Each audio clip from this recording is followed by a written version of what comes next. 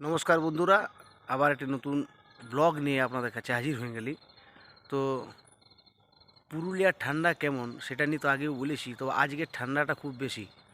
মোটামুটি রাত্রির দিকে না হলেও 6-7 তো ঢুকেই যাবে, প্রচুর ঠান্ডা আছে। আর আমি যেহেতু অযোধ্যা পাহাড়ের নিচে থাকি একদম, তো ঠান্ডার হারটা অন্যান্য জায়গা থেকে একটু বেশি, যদিও দার্জিলিং ফাইলিং থেকে কম হলে পার্বত্য অঞ্চল বটে।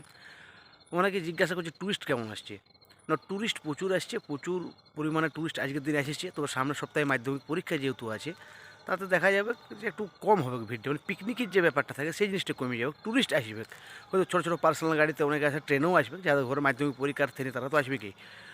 আর আজকের দিনে একটা কথা বলবো, আজকে আমার মোবাইলে একটা হঠাৎ করে কল আসে যে আপনার অ্যাকাউন্টে 10,000 টাকা আমার ভুল করে ঢুকে গেছে, তো কাইন্ডলি আমি আপনাকে লিঙ্ক পাঠাচ্ছি, যদি টাকাটা জমা করে দেন। তো আমাকে লিঙ্কটা পাঠাচ্ছি, আমি লিঙ্কটা ডেসক্রিপশানে দিয়ে দেবো, দেখে নেবেন কীরকম ফ্রড।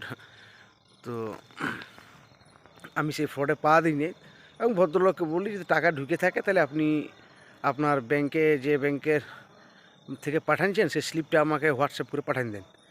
না বুঝে আমাকে অনলাইনে টাকাটা একজন পাঠাচ্ছিল, আপনার অ্যাকাউন্টটা দিয়ে গেছে। তো আমি ঠিক আছে, যে অনলাইনে যদি পাঠাতে গেছে তো আপনি আমাকে ট্রানজ্যাকশান ইয়াটা পাঠান, কেন আমার কাছে কোনো হিস্ট্রি নাই। আমার আমার তো অ্যাকাউন্টে একটা হিস্ট্রি থাকবে, সেই হিস্ট্রি কোনো নাই। তো তখন সেটাও লড়বড়ায় যায়। তো আমি তা আপনাদের সবাইকে বলবো যে এমন কোনো ফোন কল বা কোনো কোনো যদি আসে যে এই টাকা পয়সা আমার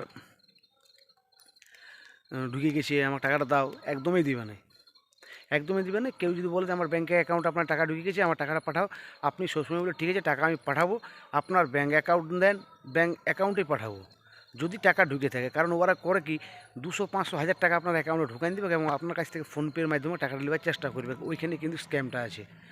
তো যাই হোক, সতর্ক থাকবেন, সতর্ক থাকলে সব ভালো। আর আমার ভিডিওটি চ্যানেলটা একটু ফলো মলো যা করার কি একটু করে দেবেন, করলে একটু আমারও ভালো লাগবে ভিডিও করতে। স্মৃতির রক্ষাতে ভিডিওগুলো করছি, অদূর ভবিষ্যতে যাতে আমি ভিডিও দেখতে পাই আমি এই বয়সে কেমন ভিডিও করতে আর কি।